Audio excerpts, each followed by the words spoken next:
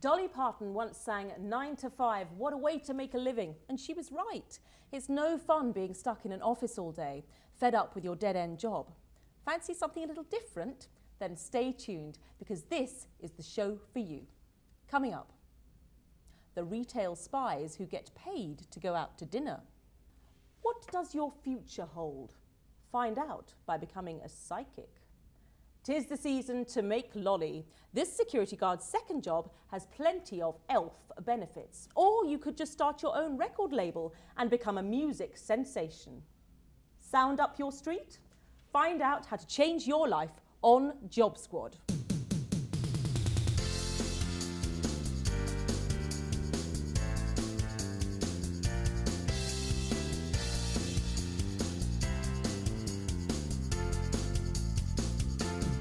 Hello and a warm welcome to Job Squad Recruitment Agency. If you're new to the show, then strap yourself in because this is a job centre with a difference.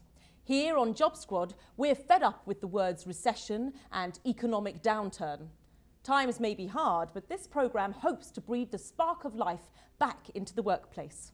We want to celebrate the clever, crafty and sometimes just plain crazy ways that the people of Britain earn their paychecks.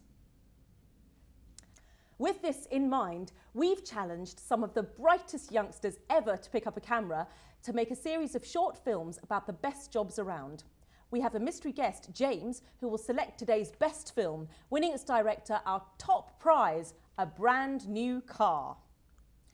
The jobs which you're about to see ranged from the sublime to the ridiculous, from the everyday secret agents who make sure you're not getting ripped off on the high street, to a man who earns his dough by saying, ho, ho, ho.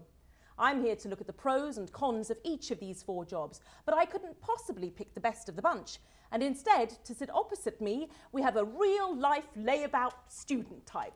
Please welcome aspiring director, James Rowland.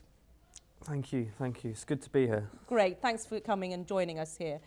James, tell us about some of the films that you made last year. Well, last year I made this film, and I'll give you the title. It was called Canadian Barbarian Cave Destroyer. And I know it's a really odd title, but it's literally as it said. It's about a Canadian barbarian talking to me. It's very periodic. You know, you're looking back in the B.Sc sort of era. So the props we were sourcing for this sort of stuff is really hard, and a lot of the special effects with him destroying caves, that was a real challenge. Yeah, that sounds amazing. I mean, what is the strangest job that you've ever done? Do you think? I mean, not necessarily challenging, but just the weirdest job that you've had. I think it was back when I was about 19, and I was a sort of say a crematorium, yeah. a handyman.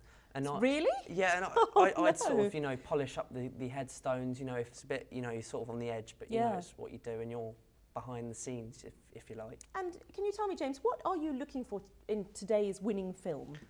What qualities? Well, I'm looking for something that, I'd want to do myself. I'm not looking for something that I'm not able to do. Oh, okay. I mean, it's something strange. I mean, I like to think at times I can be a strange person, but, when you consider a talent to be strange, you've got to be able to perform that talent or undertake that role as a job. Right, so something really unusual that you don't think you'd be able to do, basically. But yeah, maybe. Yeah, okay, great. We'll see. And on that note, I think it's time for us to see our first film.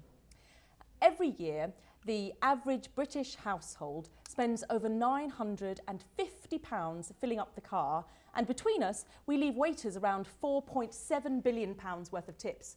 But how do you know that you're getting good value for money? Many businesses keep track of how their customers are feeling by employing so-called secret shoppers to spy on their staff. They get to wear top brand clothes and dine out in well-known restaurants completely free. And they get paid for the privilege. Is this the perfect job? Job Squad's Catherine Elliott went undercover with secret shopper Damien Dennis to find out.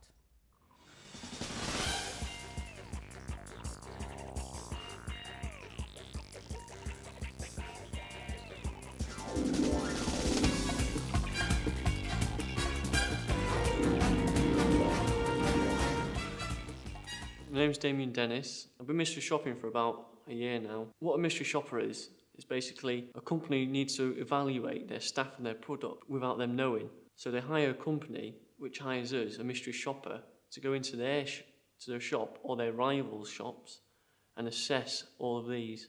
There's quite a few benefits and all that. We get quite a lot of free stuff. Doing a petrol station, it's always good to put £5 worth of free fuel in my car. Mystery shopping is like being a spy due to the fact that we're being discreet and we can't let people on know what we're doing. It's like being undercover.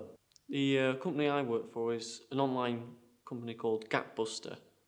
Anyone could do it.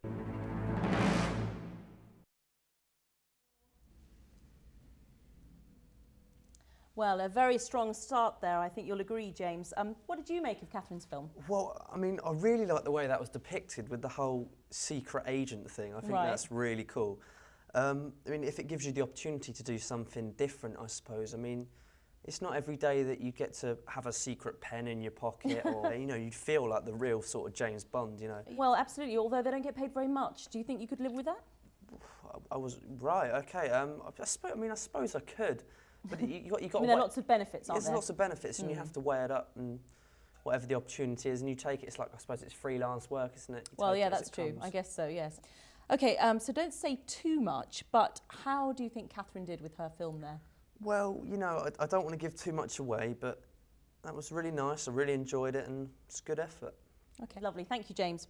Well, here's another film for James to consider.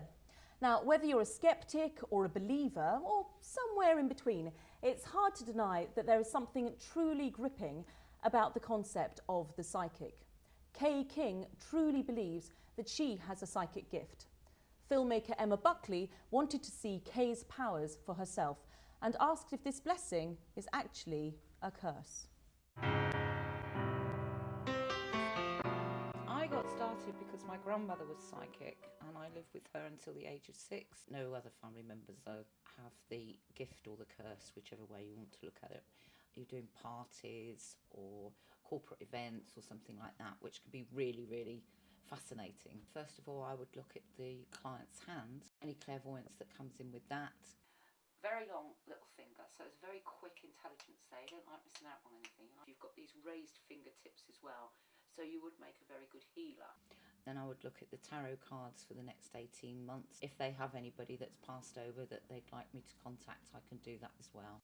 You get a lot of sceptical people or people that don't know about it, so they're frightened about it. So I can laugh with clients, but I've also sat and cried with them. Some of the things are just so sad. I have never frightened anybody in all the time I've been doing this. I've spooked a few, but in a nice way. A slightly spooky film from Emma. Do you believe in psychics, James? Well, as suggested in the film, I am a very sceptic person. I'm very cynical. But the thing is, you know, I believe if something's there to comfort someone, I'm not a religious person myself, but what I see, how I depict religion is it's a comfort zone for people, and it gives them that barrier to bridge between life and death, and it acts as their security. Do you think Emma's film, would it spook you into considering her as the winner today? Well, I mean, I quite like the music, and there's quite a nice variety of shots. There was a few technical faults I felt with it, Oh, okay. but I'm going to say no more at this point. Right, okay, great. Well, thank you, James.